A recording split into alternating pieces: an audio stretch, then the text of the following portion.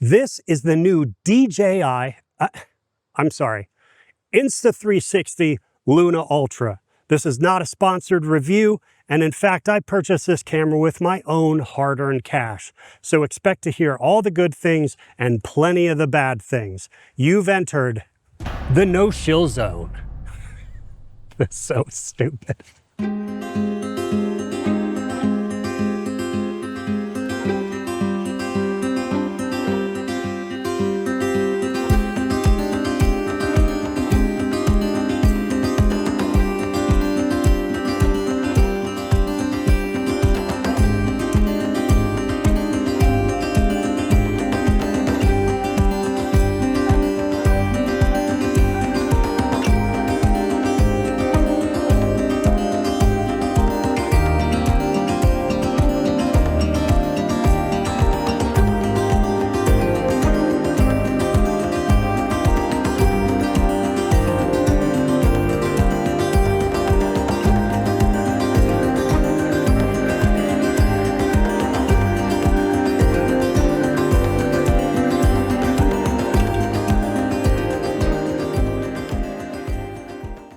Hey, my name's Justin Brooks. I'm a filmmaker and cinematographer in New York, and I can't wait to talk about all things Insta360 LUNA ULTRA. But before we get into the meat of the review, I really have to mention I'm going to be using this camera a lot in the coming weeks, and I'm going to be posting all about my experience. So if you'd like to track the Insta360 LUNA ULTRA and learn more about it, like, subscribe, do all the YouTube stuff, be happy to have you here. And let's keep talking about all things filmmaking in the comments. But on to the review. Now, there's plenty to like about the Insta360 LUNA ULTRA. Honestly, it's a fantastic little camera. I've had an absolute blast using these last couple of days, but it's not all sunshine and rainbows. There's plenty of issues that I have with this camera as well.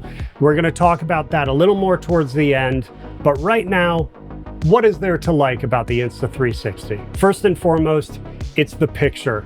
The picture in this camera is absolutely fantastic and definitely a step up from my DJI Pocket 3. Now, personally, as somebody very invested in narrative filmmaking, I'm paying attention to the picture first and foremost. All the extra bits and bobs, bells and whistles, they're fantastic to have, but it's really the picture that's important. Every camera, in my eyes, lives and dies on the image.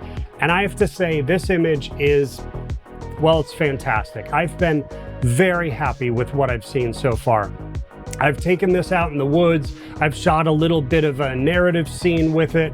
I've played with it under different lighting, and the image holds up, especially because this pocket camera finally comes with iLog. Having an actual log profile in a pocket camera is fantastic. It's been really easy to work with. It's been a joy to have and resolve and to color. And I have to say that makes this above and beyond all the other pocket cameras so far. Now, up until now, we have only had access to D-Log-M in our pocket cameras, and that's not actually true log. In fact, that's just a very low contrast flavor of Rec 709. So having an actual true log profile in a pocket camera, such as the Insta360, well, that's worth its weight in gold. Now, as much as I love the fact that we now have iLog in this camera, it also brings up my first issue with the LUNA ULTRA, and that's that it doesn't offer you a preview LUT in the camera. You're staring at the log image, and when you're actually trying to expose your image or light to the image that you're looking at, well, log is not very useful. It's very low contrast, very desaturated, and in some lighting situations can become pretty difficult to see. So as somebody that really likes to light my scenes and play with lighting, not having a preview LUT in camera, I mean, that's an unfinished camera as far as I'm concerned. Now, beyond iLog, if you're looking to just color within camera, the LUNA ULTRA gives you a ton of fantastic possibilities. I mean, its partnership with Leica has offered you a great deal of the Leica looks, just kind of little in-camera LUTs that help put an extra taste to your footage. There's a lot to choose from. Each one of them is modifiable. It's actually a really fantastic feature. If you're a content creator that doesn't have a great deal of knowledge within color correction, or you're just not interested in taking that time out of your routine, these color profiles provided by Leica and some by Insta360 themselves are fantastic to have. I mean, there's a ton of them to choose from within there. There's a lot of different tastes that you can cycle through, and a lot of those looks are actually modifiable in camera. So if you're a content creator that's looking for low friction filmmaking and looking to just get that pipeline as quick and easy as possible, having in-camera color profiles like this, well, it's absolutely a must-have. And the Luna Ultra has a ton of them. So you've got plenty to choose from, whether you're going from iLog and really manipulating that picture in post, or using these color profiles. Now, we're going to talk more about those color profiles later on in the video, but as an overview, they're pretty great. Now, last but not least, in this quick little what I like about this camera kind of section, it's the zoom. I mean, that's why we all went out and purchased this camera to begin with.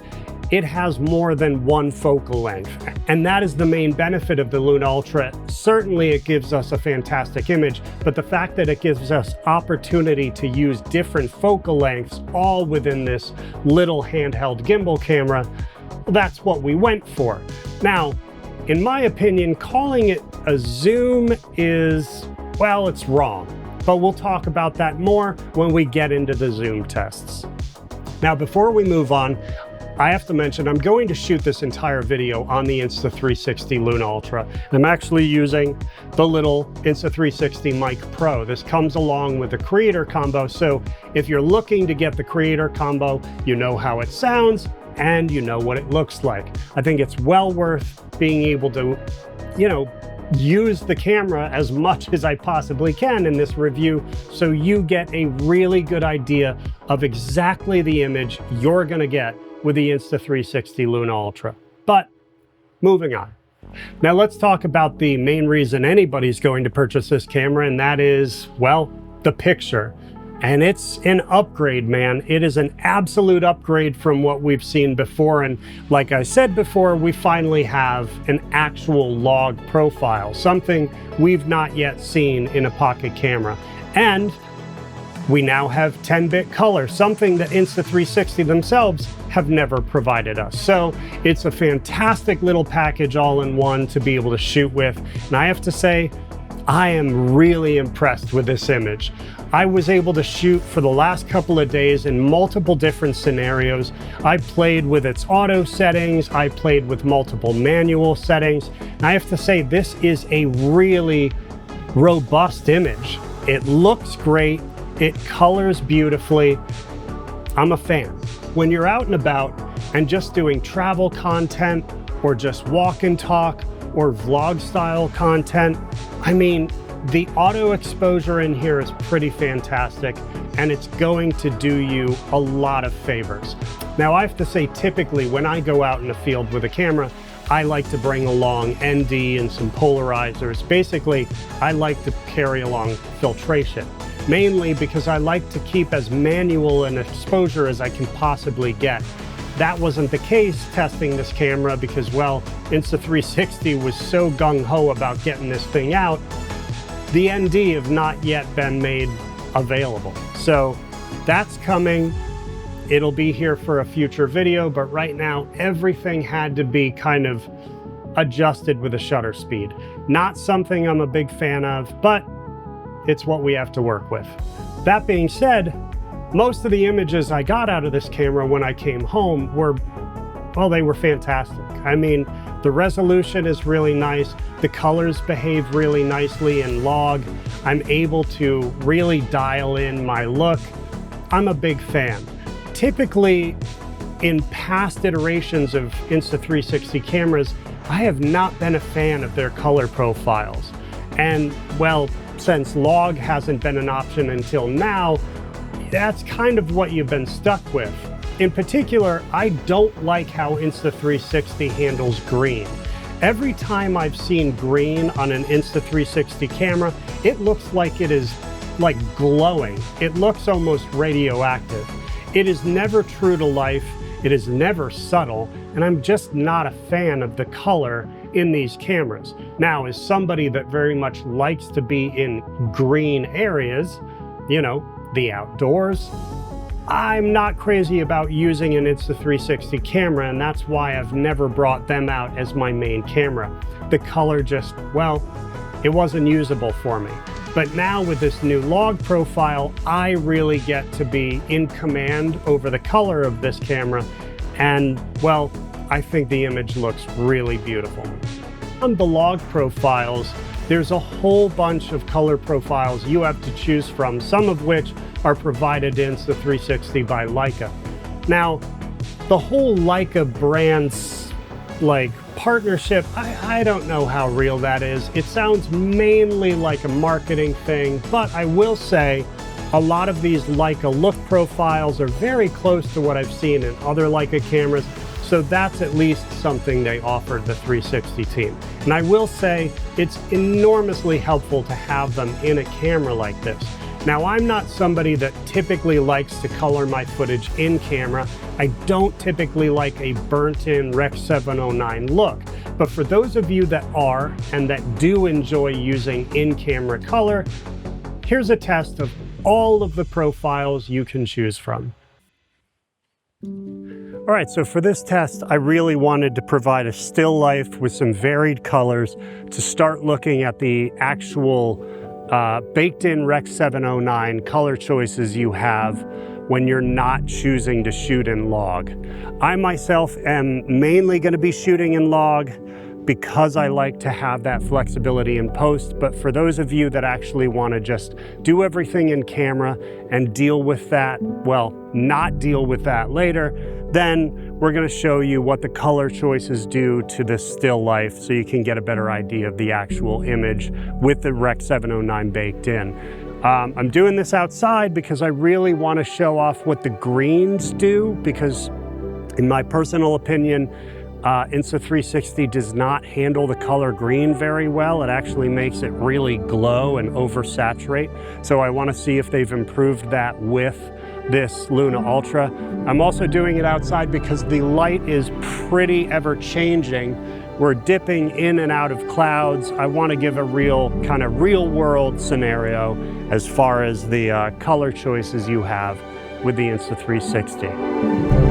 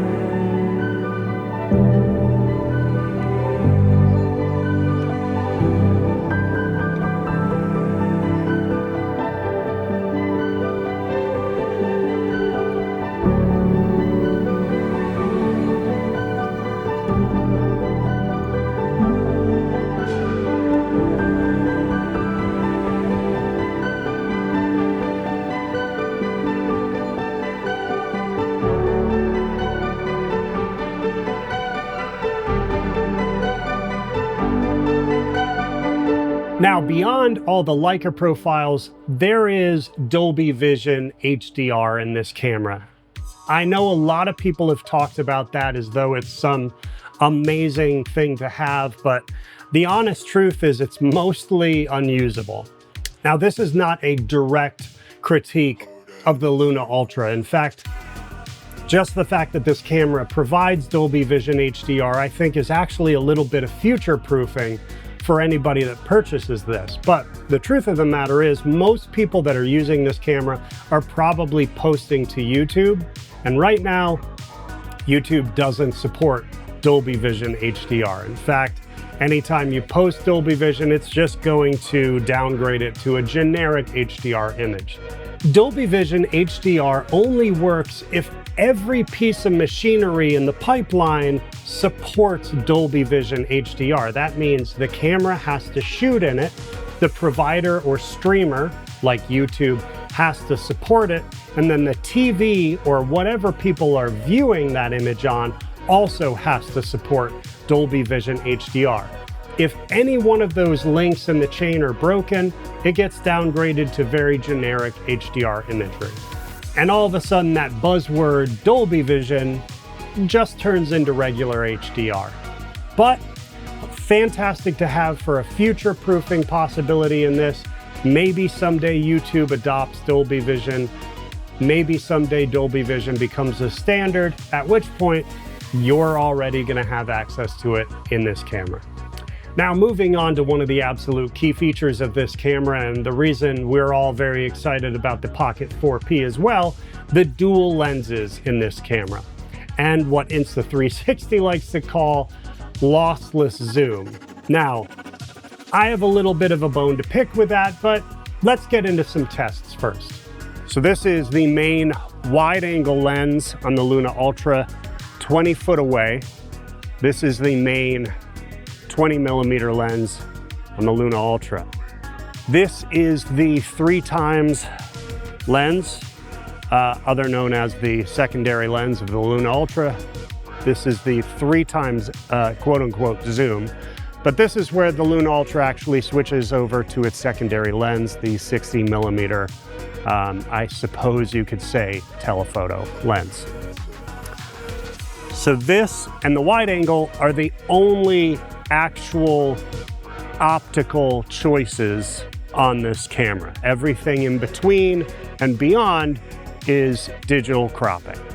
All right, now this is currently at the native wide angle lens. This is the 20mm wide angle lens looking down the road. Gonna move to the 2x zoom. This is the 2x zoom. That is a crop in on the 1-inch sensor of the wide angle lens. Gonna go to a 3x zoom. All right, now this is the point where we've actually moved over to our secondary lens and are filming again on the native secondary lens of the Luna Ultra. That is a 60mm, I believe. Now we'll move past that to a 6x zoom. This is the 6x zoom on the secondary lens and is actually a crop of that 8K sensor. So this is the 6x crop of the secondary lens. And here we are at 12x. Again, this is the furthest crop that you're getting out of that secondary lens. Now, when Insta360 talks about lossless zoom, they're basing it all around a 4K pipeline. They're basically saying, if you're looking to finish in 4K, well, then we can provide you a lossless zoom. The problem I have with that is this is an 8K sensor. So you're actually losing resolution with the zoom. It's windowing the sensor and going into 4K. That's why if you shoot in the 8K sensor mode, you can't continuously zoom because it won't window down to 4K. So is that lossless? I don't know. In my opinion, not so much. See, when you window a sensor, you're making all the dirt and grime of that sensor bigger. Meaning if there's noise in the image, that noise is suddenly way bigger. If there's weird imaging issues on that sensor, all you're doing is magnifying it by windowing down in that sensor. So it's not a lossless zoom in my opinion. And I think if you really look at the image, it's very clearly not lossless. The image falls apart the further down that zoom range you go. That being said, simply having these two focal lengths is fantastic. And if you're going to shoot the cleanest image possible, you should shoot on the 20mm wide angle and then switch over to 3x, which will be where your camera switches over to that 60mm lens. you do have two very real, very clean focal lengths on this camera. Now let's talk image tracking in the Insta360. And in a word, the tracking is fantastic. The tracking in this camera impressed the ever-loving hell out of me. The fact that it would pick me up, even though I'd go behind objects, it would remember my face even though I was behind something for a reasonably long time. The AI tracking in this camera is really, really impressive. And if you're actually looking for a camera that can help as a second cameraman, this thing is absolutely fantastic.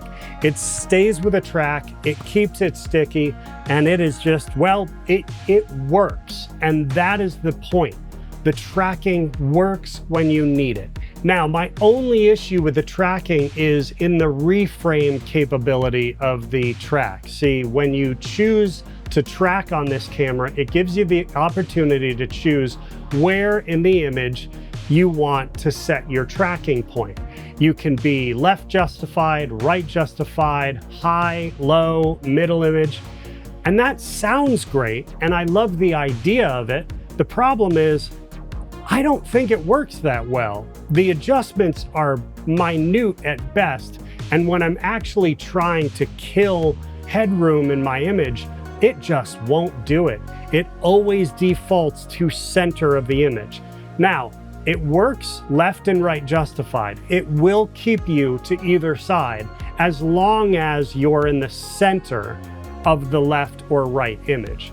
It'll never kill that headroom for you. And I just don't like a mile of headroom on my images. So I know it's nitpicky, but the zone select for the AI tracking, I don't think it's there yet. And I'd love to see some more updates in firmware down the road. Now, as I was testing out this camera, I tested out, well, a ton of different scenarios, but most of them were kind of creator-focused, vlogger-focused kind of scenarios. A walk and talk, move through the woods, let the thing track you. But I really wanted to see how this camera looked when I was intentionally lighting for the camera. And so, well, I did this.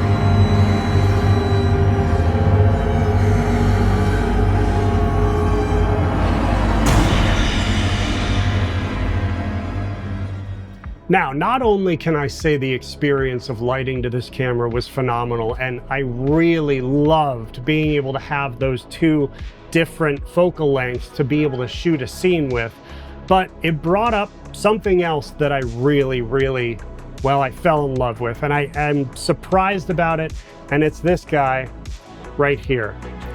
Now, I saw so many YouTubers talking about this little detachable remote, and as a true cynic, I thought to myself, what a gimmick. I mean, we have cell phones, every one of these cameras attaches to an app. Why do I need this thing? And I'll tell you, I'm eating crow on this because this is fantastic to have. This is such an awesome feature, and I really want to see them utilize this feature in the future. You could create modules with different microphone selection in it. You could create modules with a larger viewable LCD, or, and my personal favorite idea, and Insta360, you can have this. If you were to release a module that has like some sort of RF tracking point within it, so that the camera will seamlessly track us no matter what we go behind, that would be worth its weight in gold. All right, but not to end this on a sour note, here's the stuff that I absolutely cannot stand about the Insta360 LUNA ULTRA. Now, as far as the physical attributes of the camera, I have nothing really to complain about outside of the zoom rocker. This feels super cheap and actually clicks and makes a bunch of noise. Let me see if I can. I don't know. You hear that? It's just, it feels chintzy, it feels loose, and I feel like this thing's gonna like break eventually. I hope not, but it feels a little, you know, it just doesn't feel very premium. Now, secondarily, as I click this back on there, secondarily, a lot of people have talked about the little wire tripod that's on the bottom of this camera. To me, that's entirely useless. The minute I got this camera, I put a plate on the bottom of it so that I could put it on various, you know, tripods and monopods and selfie sticks, and that plate covers up that little tripod immediately. Now, even if I wasn't covering up that tripod, it is the chintziest little, like, that thing's gonna break in no time. I can tell you, 3 years down the road, most of the people that have purchased an Insta360 will no longer have the wire tripod on the bottom. They'll be long gone. Now moving on, and I did touch on this when I was talking about the picture, but not having a preview LUT for log, I mean, come on, that is an unfinished camera. We need to be able to see what we're exposing, what we're lighting to, how we're using the image, and that is not very easily done with a log image on camera. You need to update this camera immediately with a preview LUT. It has to be something that we have in a very near future firmware. Now, one of the things that I really loved about the Pocket cameras are the custom shooting profiles. We were able to save profiles to those cameras so that if we were going to switch between our favorite 24 frame per second profile and our favorite slow-mo profile, well, that was easily done and easily saved. That's not the case with the Luna Ultra yet. Again, this is software, and I'm hopeful that that's something we see down the road. But right now, every single time I want to change shooting modes, I have to go through every menu possibility there is to fine-tune it back to the picture I want. So if I want to go into one of the Leica color profiles, I have to go through all that, redo all my settings. If I want to go back into iLog with all that, I have to go back in, change all my exposure settings, redo it. I'd love an opportunity to be able to save those profiles somehow and just easily kind of switch from one to another. Now, as I said, this is a fantastic little feature and very useful. It's very kind of low friction filming. Just to be able to pull it off, use it, reframe, move around, that's fantastic to have.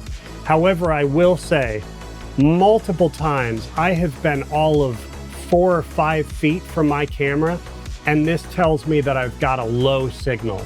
And on top of that low signal, no matter how close I am or far away I am from the camera, it looks like I'm shooting in 12 frames per second in this image. It's choppy and jittery when you're away from the camera. So this is not smooth, and it's constantly up. Oh, I just got a high temperature error on this camera. I've been shooting for about an hour, 4K, iLog, and I just got a temperature warning on this camera. That's a little nerve-wracking. That means that we are probably looking at overheating issues down the line. Now, to be perfectly honest, all the stuff I just mentioned is largely nitpicky. This is a pretty fantastic camera, and most of the things, with the exception of the physical attributes of the camera, most of the things are fixable in firmware upgrades in the future. And I have no doubt Insta360 is going to address every one of those issues in firmware updates. The one thing that you can always count on with Insta360 is they are diligent in their firmware upgrades, and they are always adding to their cameras. They're even bringing new creative kind of digital software additives to their cameras. So this is a camera that I think is going to be pretty phenomenal in the future with those updates. Now, as it is right now, still a fantastic camera. I have had a blast shooting with this thing. There are a ton of things I want to do with this camera, and I'm very excited to continue shooting with this camera. I'm going to be shooting with this nonstop. I'm going to be posting videos using this camera, explaining to you how best to use this camera for your workflow, and I will be eventually getting the DJI Pocket 4P to test up against this Luna Ultra. So like, subscribe, do all the YouTube stuff, and keep informed for future content surrounding the Luna Ultra. As always, thank you so much for hanging out with me today. Come back here for all things film and filmmaking. And let's open this conversation up in the comments. I'd love to hear your thoughts on the image and just the Luna Ultra in general. And do you have any questions for upcoming videos? I'm going to be doing a lot of content surrounding this camera and the future DJI Pocket 4P. What kind of questions do you have, and what would you like to see answered in future videos? Again, thank you so much for hanging out with me today, and I'll see you in the next one.